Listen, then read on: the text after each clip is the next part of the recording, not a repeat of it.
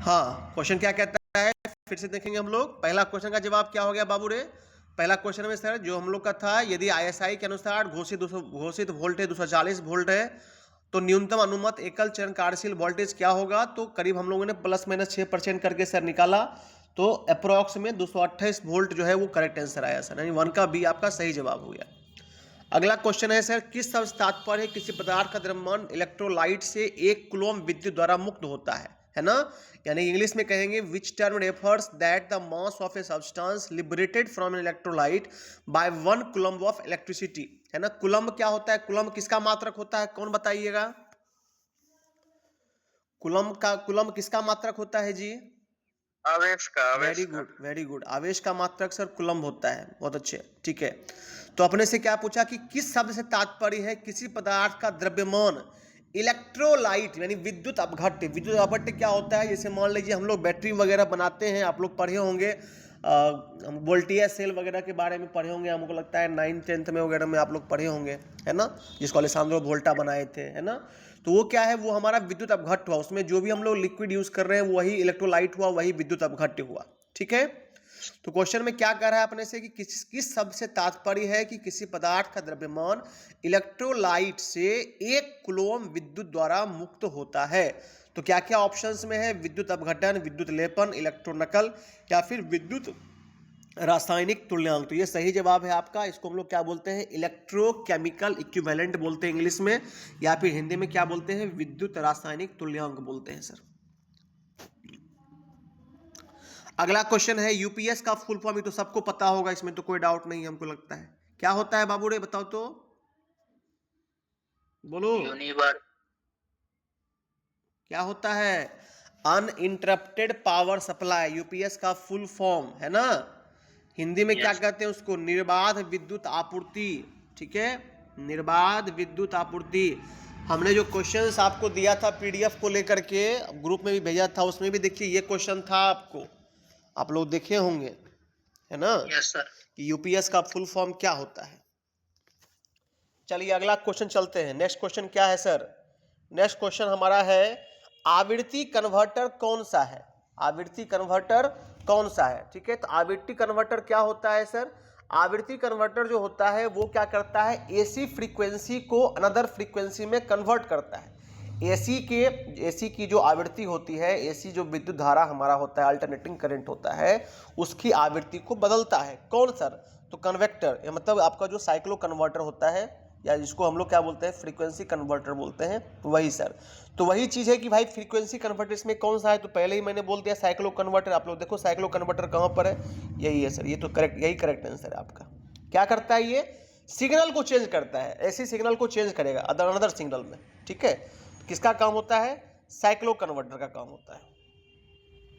अगला question, PWM का full form क्या होता है? PWM, ठीक है, तो P for pulse, W for wide और M for modulation. P for pulse, W for wide, M for modulation. आप लोग देख लीजिए कहां पर है, वही जवाब होगा, पल्स वाइड मॉड्यूलेशन, ठीक है। आप लोग देखिए यहां पर कहां पर है?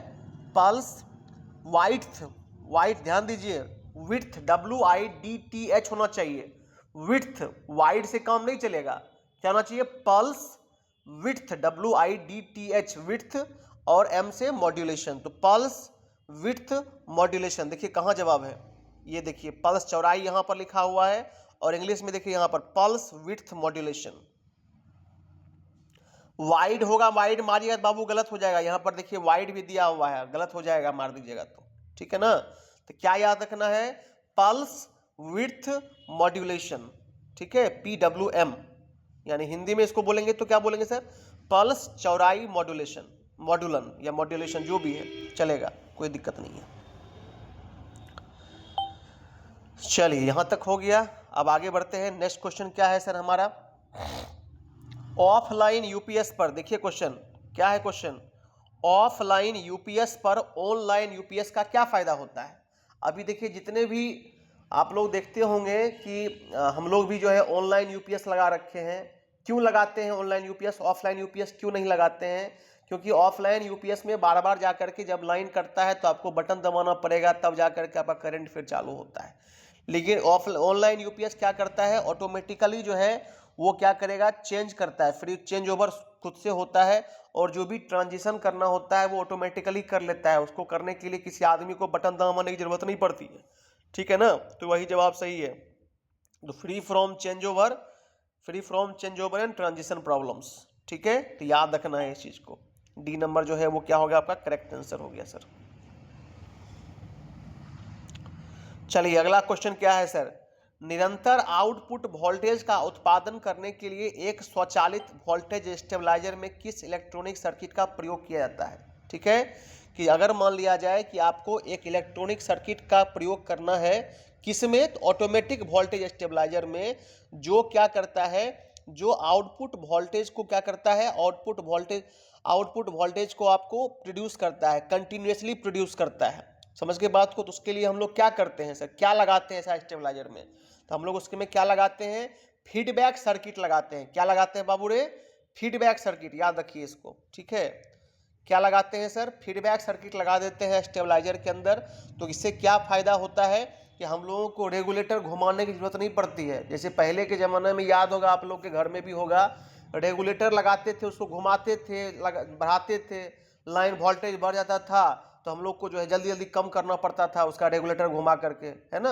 और जो है फिर मान लीजिए अगर वोल्टेज कम जाता था तो फिर क्या करते थे हम लोग, उसको थोड़ा सा उसका वोल्टेज बढ़ा देते थे, है ना। अच्छा, वोल्टेज बढ़ाने के लिए, घटाने के लिए क्या लगा होता है स्टेबलाइजर में, ट्रांसफार्मर लगा होता है। क्या लगा होता है, ट्रांसफार्मर, याद रखना है ये सब चीज। चलिए भैया यहाँ तक हो गया, यहाँ तक किसी बच्चे को कोई दिक्कत है।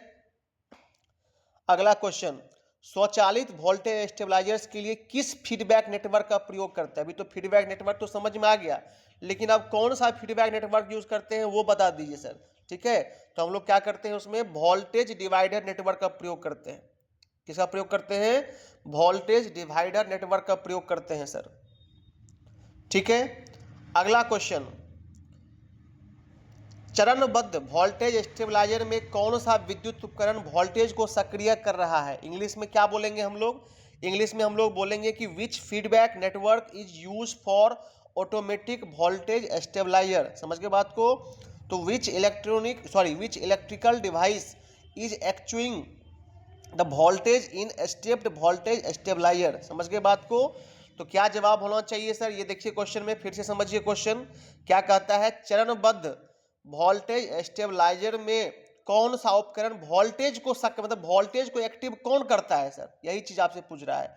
तो वोल्टेज को एक्टिव करने का काम इसमें किसका होता है, ऑटो स्टेट का होता है। किसका होता है, ऑटो स्टेट, याद रखना है इसको। ठीक है, कंटिन्यूसली स्टेबलाइजर में जो वोल्टेज को कंट्रोल करके एक्टिव रखता है उसको किसका काम होता है सर, वो ऑटो स्टेट का काम होता है।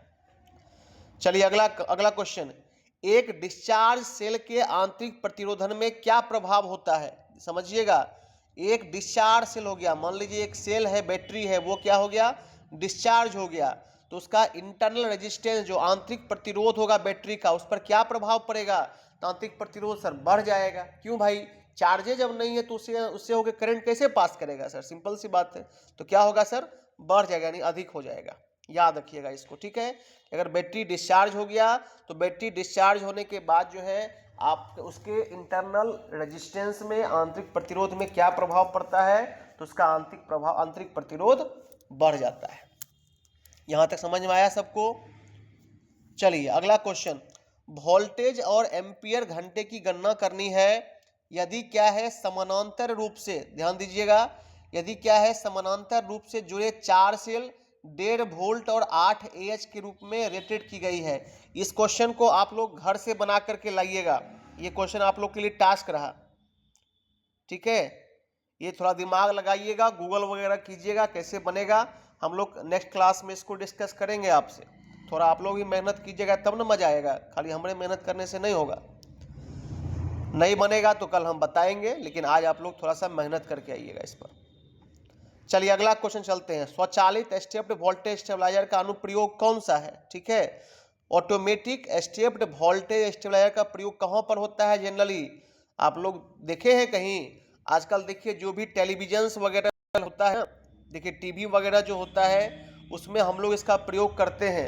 आजकल जितने भी टीवी वगैरह आने लगे हैं सब जो है वो क्या है कि आपको वोल्टेज को खुद से भी कंट्रोल कर सकता है। पहले का टीवी में ऐसा दिक्कत नहीं था, वोल्टेज ज़्यादा अप डाउन होता था ना तो टीवी खराब हो जाता था आपका, समझ गए। अब जो है थोड़ा सा ये किया है कि भाई अब इसका जो है ऑटोमेटिक स्टेबलाइजर जो भी है वो मान लीजिए इसके साथ में कनेक्टेड भी होता है, और कुछ ऐसी प्रॉपर्टीज मान लीजिए टीवी के अंदर हम लोग डाल भी दिया जा रहा है, जिससे वो क्या करता है वोल्टेज की फ्रीक्वेंसी को, फ्लक्चुएशन को टॉलरेट कर लेता है, बर्दाश्त भी कर लेता है। तो याद रखना है इसको। स्वचालित स्टेप्ड वोल्टेज स्टेबलाइजर का प्रयोग कहाँ होता है, तो टीवी में होता है। अगला क्वेश्चन बहुत इंपॉर्टेंट, कई एक बार पूछा हुआ क्वेश्चन, इन्वर्टर का काम क्या होता है, बहुत इंपॉर्टेंट क्वेश्चन है ये। क्या करता है inverter sir? Inverter DC voltage को एसी वोल्टेज में कन्वर्ट करता है। क्या करता है बाबू रे? डीसी वोल्टेज को एसी वोल्टेज में, सबको पता होगा, बैटरी लगा हुआ ही रहता है, देखते होंगे आप लोग, ठीक है। वो क्या करता है इन्वर्टर, क्या करता है बैटरी का डीसी लेता है और उसको फिर एसी में कन्वर्ट करके आपके सप्लाई में दे देता है ना। सब लोग देखे होंगे, इसमें कोई बहुत बड़ा बात नहीं है, लेकिन जान लीजिए इसको। क्या करता है सर? डीसी वोल्टेज को एसी वोल्टेज में कन्वर्ट करता है, सिंपल बात। चलिए अगला क्वेश्चन, इन्वर्टर में आउटपुट ट्रांसफर का क्या उद्देश्य होता है? आउटपुट ट्रांसफार्मर का क्या उद्देश्य होता है, ठीक है। तो जो आपका इन्वर्टर होता है उसमें जो आउटपुट ट्रांसफर लगा हुआ होता है वो क्या करता है, step up AC from amplifier. क्या करता है वो?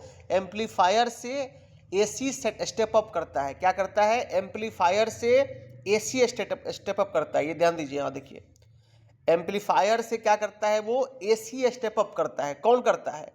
तो जो इन्वर्टर में आउटपुट ट्रांसफर लगा हुआ होता है वो क्या करता है, वो आपका एम्पलीफायर से एसी स्टेप अप करता है, ठीक है। अगला क्वेश्चन, स्वचालित वोल्टेज स्टेबलाइजर में किस प्रकार के आउटपुट ट्रांसफार्मर का प्रयोग किया जाता है? जो आपका ऑटोमेटिक स्टेबलाइजर होता है उसमें किस प्रकार के आउटपुट ट्रांसफर का प्रयोग करते हैं, यही आपसे पूछ रहा है, ठीक है। तो उसमें क्या लगा होता है सर? ऑटो ट्रांसफार्मर होता है। क्या होता है बाबू रे? ऑटो ट्रांसफार्मर होता है। किसके लिए होता है ऑटो ट्रांसफार्मर?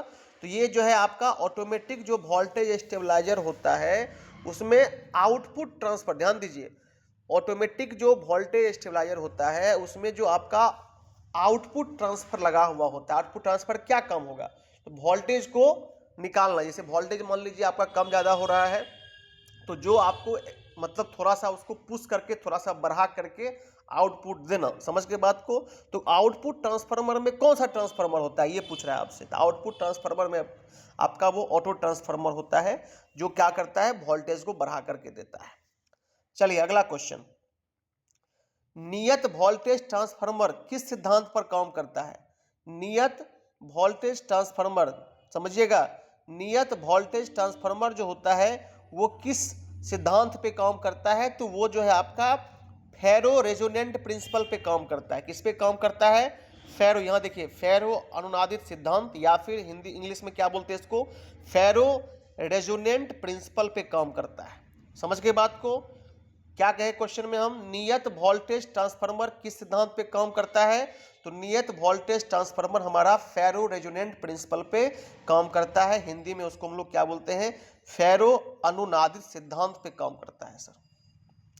अगला क्वेश्चन, सर्वो वोल्टेज स्टेबलाइजर में किस प्रकार का ट्रांसफार्मर का प्रयोग करते हैं हम लोग, समझते जाइए। सर्वो वोल्टेज स्टेबलाइजर में किस प्रकार के ट्रांसफार्मर का प्रयोग करते हैं? तो उसमें हम लोग क्या करते हैं, टोरेडियल देखिए, हाँ यहाँ है, टोरेडियल ऑटो ट्रांसफार्मर का प्रयोग करते हैं, यूज करते हैं उसको। Incoming call from Suman Jobakaskali identified by समझ के Truecaller. बात को। तो फिर से समझिए क्या क्वेश्चन था अपना, कि सर्वो वोल्टेज स्टेबलाइजर में हम लोग जो है किस ट्रांसफार्मर का प्रयोग करते हैं, ठीक है। सर्वो वोल्टेज स्टेबलाइजर में हम लोग जो है किस ट्रांसफार्मर का प्रयोग करते हैं? तो क्या जवाब होगा सर, वो हमारा टोरोडियल ऑटो ट्रांसफार्मर का हम लोग जो है करते हैं।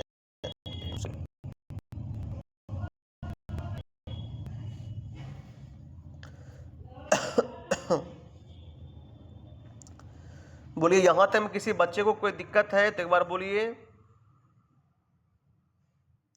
नहीं सर। समझ में आ रहा है? इतना तक याद हो गया सबको? इतना तक इसमें देखिए, इतना तो हमको लगता है आप लोग को याद ही अब हो गया होगा। अच्छा, अब इसमें क्वेश्चन कौन कौन पूछता है बोल दिया आपको हम। पहला, इन्वर्टर का क्या काम होता है, बहुत इंपॉर्टेंट क्वेश्चन है ये, ठीक है, समझ के बात को। यूपीएस का फुल फॉर्म बता ही चुके हैं। पीडब्ल्यूएम का फुल फॉर्म ये पूछता है आपको, समझ के बात को। उसके बाद जो है स्टेप अप वोल्टेज जो होता है, जो आपका क्या बोलते हैं उसको हम लोग, स्टेप्ड वोल्टेज स्टेबलाइजर जो होता है, उसमें जो है वोल्टेज कंट्रोल करने के लिए किसका प्रयोग होता है, यह भी क्वेश्चन आपको एग्जाम में पूछा हुआ है। तो इतना क्वेश्चन को इसमें से देखिएगा, बाकी और क्वेश्चन जो है आएगा तो हम लोग इसको डिस्कस कर लेंगे, ठीक है। चलिए आगे बढ़ते हैं नेक्स्ट क्वेश्चन की तरफ। एसी वोल्टेज स्टेबलाइजर का टाइप पूछ रहा है। आप देखिए अगला क्वेश्चन में क्या है, एसी वोल्टेज स्टेबलाइजर का क्या टाइप होता है ना। तो एसी वोल्टेज जो देखिए, वोल्टेज तो स्टेबलाइजर अलग टाइप्स का होता है, स्वाभाविक सी बात है। तो एसी वाला जो होता है वोल्टेज स्टेबलाइजर, उसमें क्या होता है सर, उसका टाइप इसमें से जैसे देखिए, सर्वो वोल्टेज है, स्वचालित वोल्टेज है, मैनुअल है, या फिर नियत है ना। तो इसमें से कौन सा होगा सर आपका एसी वाला। तो एसी वोल्टेज स्टेबलाइजर आपका मैनुअल वाला है, मैनुअल स्टेप्ड वोल्टेज स्टेबलाइजर, यही आपका क्या है, यही आपका जो है एसी वोल्टेज स्टेबलाइजर होता है। अगला क्वेश्चन, वोल्टेज स्टेबलाइजर में इलेक्ट्रॉनिक सर्किट में शॉर्ट सर्किट दोष की जांच करने के लिए किस उपकरण का प्रयोग किया जाता है। वोल्टेज स्टेबलाइजर में अगर मान लीजिए सर्किट में कहीं शॉर्ट सर्किट हो गया है ना, तो वहां पर आप कौन सा उपकरण लगा करके उसको चेक कीजिएगा कि भाई उसमें शॉर्ट सर्किट हुआ है कि नहीं हुआ है। तो किसका प्रयोग करेंगे बाबू रे, मल्टीमीटर का। किसका प्रयोग करेंगे, मल्टीमीटर का। याद रखना है इसको। अगर मान लिया जाए किसी भी वोल्टेज में क्या हो गया सर, किसी भी वोल्टेज का जो इलेक्ट्रॉनिक सर्किट होता है, इसमें रिले वगैरह लगा हुआ होता है, वो अगर मान लीजिए कि कुछ उसमें दिक्कत हो गई है, कुछ मान लीजिए चौक कर गया है, खराब हो गया है, तो अगर हमको उसको चेक करना है तो किसका प्रयोग करेंगे, तो हम लोग उसमें मल्टीमीटर का प्रयोग करेंगे, ठीक है, याद रखना है। अगला क्वेश्चन, एक साधारण इन्वर्टर में महत्वपूर्ण चरण क्या होता है। तो वो क्या होता है सर, दोलक, एम्पलीफायर और ट्रांसफार्मर, ऑसिलेटर, एम्पलीफायर और ट्रांसफार्मर का आउटपुट स्टेज। समझिएगा ध्यान से, फिर समझिए। साधारण इन्वर्टर में जो नॉर्मल इन्वर्टर होता है उसका बेसिक स्टेप्स क्या होता है, तो उसमें हम लोग जो है ऑसिलेटर लगा हुआ होता है, एम्पलीफायर लगा हुआ होता है और ट्रांसफार्मर लगा होता है। उसका जो आउटपुट स्टेज होता है, स्टेज 1, स्टेज 2, स्टेज 3, उसमें क्या है सबसे इंपॉर्टेंट स्टेप्स, मतलब जो भी आपका क्या नाम है सिंपल इन्वर्टर जो है उसका इंपॉर्टेंट स्टेज क्या क्या होता है, ऑसिलेटर, एम्पलीफायर और ट्रांसफार्मर का आउटपुट स्टेज। समझ गए, इस तीनों का जो आउटपुट स्टेज होता है वही क्या है, उसका महत्वपूर्ण चरण है, या मतलब समझिए इंपॉर्टेंट स्टेप्स होता है या स्टेजेज होता है। अगला क्वेश्चन, वर्ग तरंग इन्वर्टर का प्रयोग कहाँ किया जाता है। हम लोग क्या बोलते हैं इसको, स्क्वायर वेव इन्वर्टर इंग्लिश में बोलते हैं। कहाँ पर प्रयोग करते हैं, तो जो जनरल लाइटिंग होता है, नॉर्मल जो आप लोग देखते होंगे लाइटिंग, कहाँ पर, जो आपके अथी में लगा हुआ होगा, क्या बोलते हैं, पोल उल पे नहीं लगा हुआ होता है, आप सब आदमी देखते होंगे, ठीक है ना। तो वहाँ पर जो इन्वर्टर का प्रयोग होता है, वहाँ इसी इन्वर्टर का प्रयोग होता है। किसका, स्क्वायर वेव इन्वर्टर का। याद रखिएगा आप लोग इसको, ठीक है। जो हम लोग सर नॉर्मल, कहाँ पर, जो नॉर्मल लाइटिंग होती है सर, ठीक है, जो पोल उल पे लगा हुआ होता है सर, वहाँ पर जो हम लोग इन्वर्टर का प्रयोग करते हैं, वहाँ कौन सा इन्वर्टर होता है सर, वो आपका कौन सा होता है जी, बोलिए कौन सा होगा, बोलता नहीं है, स्क्वायर वेव या फिर वर्ग तरंग इन्वर्टर होता है सर, ठीक है, याद रहेगा, बोलिए। जी sir, square wave. Square wave, right. अगला, यूपीएस का बैकअप कैसे बढ़ा सकते हैं, ठीक है। यूपीएस मान लीजिए अभी है 5 मिनट का बैकअप दे रहा है, उसको थोड़ा सा प्रयास कर रहे हैं कि 10 मिनट का हो जाए, तो कैसे बढ़ाइएगा जी। तो उसके लिए क्या करना पड़ेगा सर, बैटरी का क्षमता, जो यूपीएस में जो बैटरी लगी हुई होती है सर, उसकी क्षमता को बढ़ा देंगे सर, तो हो जाएगा बस, और क्या, ठीक है। तो बैटरी की जो क्षमता होती है, एएच क्षमता जिसको बोलते हैं, उसको सर हम लोग बढ़ा देंगे तो ऑटोमेटिक क्या होगा हमारा, वो चीज़ बढ़ जाएगा। एएच नहीं है बाबू, एच होगा सिर्फ, एएच, हाँ ठीक ही है, एएच, याद रखना इसको, एएच, मैं इसको लिख देता हूँ इससे, ठीक है। बैटरी का एएच अगर हम लोग क्या करते हैं, बढ़ा देते हैं, तो फिर क्या होता है, हमारा जो यूपीएस है उसका टाइमिंग क्या होता है, बोलो बाबू, बढ़ जाता है ना। एएच का फुल फॉर्म क्या होता है, कौन बताएगा, एएच का फुल फॉर्म क्या होता है, कौन बताएगा, लिख लो बाबू, कहीं लिखना है लिख लो, एम्पियर आवर। क्या होता है, एम्पियर आवर, एम्पियर आवर, ठीक है। बैटरी का एएच पावर कैसे बढ़ेगा सर, बैटरी का एएच पावर एम्पियर आवर कैसे बढ़ता है, तो हम लोग क्या करते हैं, सॉरी माफ कीजिएगा, यूपीएस का जो है टाइमिंग कैसे बढ़ेगा सर, तो बैटरी का एएच पावर बढ़ा देंगे सर, तो ऑटोमेटिकली बढ़ जाएगा सर।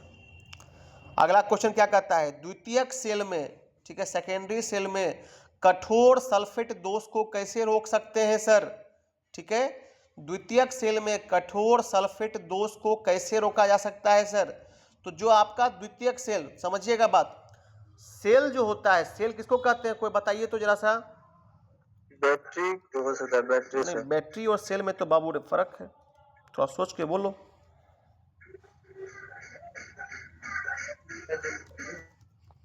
कौन बताइएगा।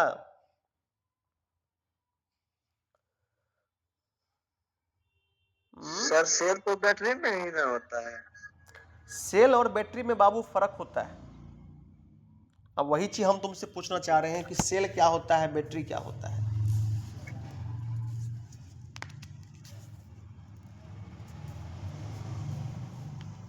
समझ लो, देखो सेल जो होता है और बैटरी जो होता है, तो जब एक मान लो तुम्हारे पास एक कोई भी, जैसे घर में हम लोग जो मार्केट से खरीद के लाते हैं ना, तो एक अगर आपके पास में सिंगल हाथ में एक बैटरी, आपके सेंस में हम बोल देते हैं बैटरी ही है, तो उसको हम लोग सेल बोलेंगे, समझ गया। लेकिन जब वही क्या होगा, दो चार से, मतलब सेल का जब समूह हो जाएगा, तो सेल के समूह को बैटरी कहते हैं। बात अब समझ में आया। अगर एक सेल होगा तो बैटरी नहीं है, बैटरी कब बनेगा, वो जब एक से अधिक होगा तब बैटरी बनेगा वो। अब समझ में आया ना, ठीक है। तो सेलों के समूह को बैटरी कहते हैं, और नॉर्मल जब एक आपके हाथ में होगा, वो पेंसिल वाला बैटरी हो, कोई भी इवन बैटरी हो, that is called only cell. Is it clear. समझ गए सर। समझ गए। अब सेल होता है दो तरह का, कौन कौन सा होता है, पहला होता है प्राइमरी सेल, दूसरा होता है सेकेंडरी सेल, समझ गए। तो प्राइमरी सेल क्या होता है सर, प्राइमरी सेल का मतलब होता है जो क्या है, नॉन रिचार्जेबल होता है, जिसको आप रिचार्ज दोबारा नहीं कर सकते, एक बार चार्ज कर दिए खत्म हो गया, फालतू हो गया, उसको फेंक दीजिए आप, ठीक ना, तो उसको बोलते हैं प्राइमरी सेल। और सेकेंडरी सेल क्या होता है सर, जो सेल रिचार्जेबल होता है, जैसे मोबाइल का बैटरी में जो सेल लगा हुआ है वो क्या है, रिचार्जेबल है कि नहीं, उसको आप दोबारा चार्ज करते हैं फिर चार्ज हो जाता है। लेकिन घर वाला बैटरी में, मान लीजिए घड़ी में जो अगर सपोज करिए कोई हम लोग लगा देते हैं, तो जो एक बार लगाए खत्म हो गया तो बेकार हो गया, उसको फेंक देते हैं, तो उसी को बोलते हैं प्राइमरी सेल और सेकेंडरी सेल। अब समझ में आ गया सबको, ठीक है। अब समझिए, द्वितीयक सेल में कठोर सल्फेट दोष हो गया है, ठीक है, तो उसको कैसे रोके सर, उसको रोकने के Incoming call from TVS Credit Identifier. उसको रोकने के लिए क्या किया जाए सर, तो उसको हम लोग क्या करते हैं, ट्रिकल चार्ज करेंगे। क्या करेंगे हम लोग, उसको ट्रिकल चार्ज करेंगे। बोलिए क्या करेंगे बाबू रे, ट्रिकल चार्ज। Trickle charge. हाँ, आप लोग कॉपी कलम निकाले हुए हैं क्या। इसका मतलब सर क्या होता है ट्रिकल चार्ज का, उसी को समझा रहे हैं, आप लोग कॉपी कलम निकाले हैं, बोल रहा था। Yes sir. लिखिएगा ट्रिकल चार्जिंग, लिखिए ट्रिकल चार्जिंग। चार्जिंग का ऐसा प्रोसेस है या विधि है, ट्रिकल चार्जिंग, चार्जिंग की ऐसी विधि है, ऐसी विधि है जिसमें बैटरी को लंबे समय तक बहुत कम करंट से, बहुत कम करंट से, हाँ बहुत कम करंट में कितना होगा सर, तो 1 से 3 एम्पियर तक, लिखिए 1 से 3 एम्पियर तक 1 से 3 एम्पियर चार्ज किया जा सकता है। चार्ज किया जा सकता है, ताकि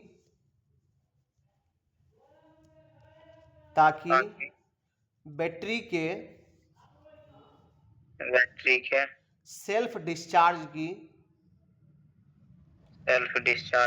भरपाई की जा सके, ठीक है, और उसे ओवर चार्जिंग के बिना 100% पर बनाए रखा जा सके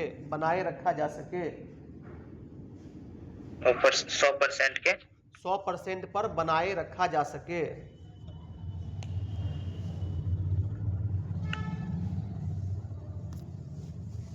परसेंट बनाए जा सके। समझ में आया? क्या है इसमें, समझ लीजिए, फिर Yes, समझा sir. देते हैं आपको हम। क्या होगा Yes, सर sir. इसमें यह होता है सर कि जैसे मान लीजिए कि आपकी बैटरी में ये वाला दोष हो गया, कठोर सल्फेट दोष हो गया, तो उसको क्या करेंगे ना कि बहुत कम चार्ज पे उसको चार्ज, मतलब बहुत कम करंट पे उसको चार्ज करेंगे, ठीक है। तो क्या होगा, धीरे धीरे धीरे धीरे वो चार्ज भी होगा। एक ही बार पूरा चार्ज, एक ही बार पूरा ज़्यादा करंट देके चार्ज नहीं करेंगे, ब्रस्ट हो जाएगा। क्या करेंगे, धीरे धीरे देके उसको चार्ज करेंगे, ठीक है ना। धीरे धीरे चार्ज करके उसको 100% चार्ज कर देना है। Yes sir.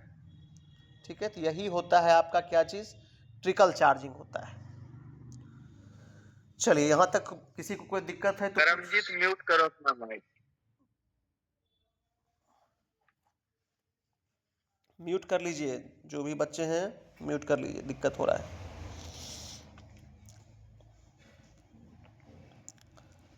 चलो भैया, यहां तक हो गया, अब आगे बढ़ते हैं हम लोग। यूपीएस में कौन सा हिस्सा इनपुट वोल्टेज की विफलता के मामले में निरंतर आउटपुट वोल्टेज की आपूर्ति करता है? ठीक है, यूपीएस का कौन सा पार्ट है, अगर मान लीजिए इनपुट वोल्टेज खत्म हो गया, सपोज दीजिए लाइन कट गया, तो लाइन कट जाएगा तो क्या होगा, लाइन कट जाएगा तो जो आपका यूपीएस है वो टे टे करने भी लगता है, और मान लीजिए उसका इनपुट खत्म हो जाता है। तो अब कहता है कि उसके बाद भी वो आउटपुट देता है, मतलब वो फिर भी जो है आप उसे जो भी चीज़ जोड़ के रखिएगा वो चलते रहता है। तो उसमें ऐसा कौन सा पार्ट होता है, वही चीज़ आपसे पूछ रहा है। तो क्या लगा होता है, सबको पता है ये चीज़, बैटरी लगा होता है सर, बैटरी यूनिट होता है। लाइन कट हो जाता है सर, तो बैटरी जब तक चार्ज रहता है तब तक वो चलते रहता है ना। और लाइन जो ही मतलब सॉरी, जब बैटरी जो ही डिस्चार्ज हो जाएगा तो ही क्या होगा कि वो भी आपका शट डाउन मतलब बैठ जाएगा, है कि नहीं, बंद हो जाएगा।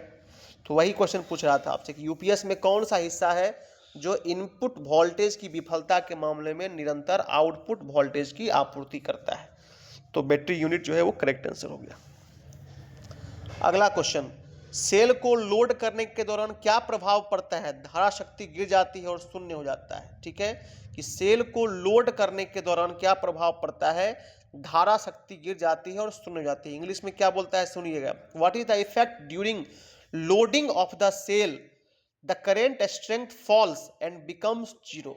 समझ गए बात को, कि करंट जो है देना बंद कर दिया, ठीक है ना, तो क्या डिफेक्ट आ गया भाई बैटरी के अंदर, तो बकलिंग हो गया, पोलराइजेशन हो गया, लोकल एक्शन हो गया, या फिर अमलगमेशन हो गया। क्या हो जाता है सर वहां पर, तो वहां पर जो है आपका पोलरिटी हो जाता है, पोलराइजेशन हो जाता है उसका, क्या हो जाता है, पोलराइजेशन। क्या प्रभाव पड़ता है पोलराइजेशन होने पर, पोलराइजेशन पड़ने पर सर यह प्रभाव होता है कि उसका जो शक्ति देने मतलब करंट निकालने की जो क्षमता होती है, करंट जो मतलब अपने से जनरेट करने की जो क्षमता होती है, वही क्या हो जाता है, खत्म हो जाता है। किसका, बैटरी का या सेल का, जो भी है।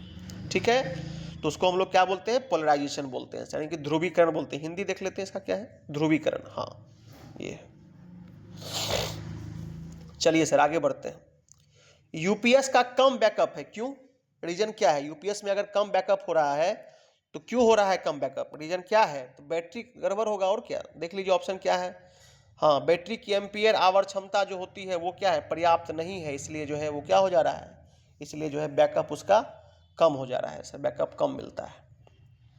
अगला क्वेश्चन, यदि यूपीएस का आउटपुट वोल्टेज सामान्य से अधिक है तो दोष का क्या कारण होता है। यदि यूपीएस का आउटपुट वोल्टेज जो है वो क्या है, सामान्य से अधिक है, आउटपुट वोल्टेज सामान्य से अधिक है, तो दोष का क्या कारण होता है।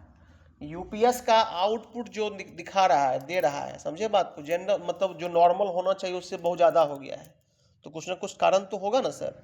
तो क्या कारण है वहाँ पर, जो उसका फीडबैक सर्किट है उसमें गड़बड़ी हो गया, मतलब जहाँ से आउटपुट बन के निकल रहा है उस सर्किट में दिक्कत हो गया, उस सर्किट को ठीक कर लीजिएगा तो जितना लोड देना चाहिए उतना ही देगा, नहीं तो फिर आपको जो है उसको बदल दीजिएगा, ठीक हो जाएगा।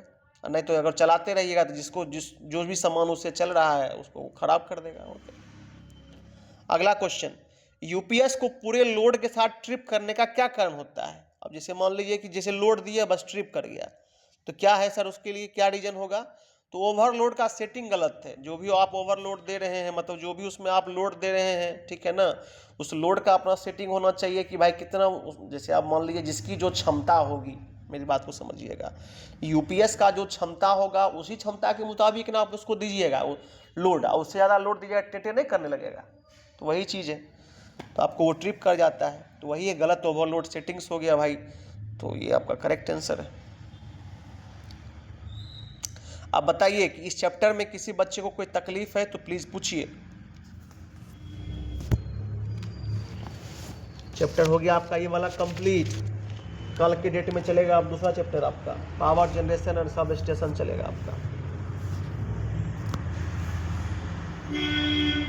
यहाँ तक में किसी बच्चे को कोई नहीं है सर, क्या बोले?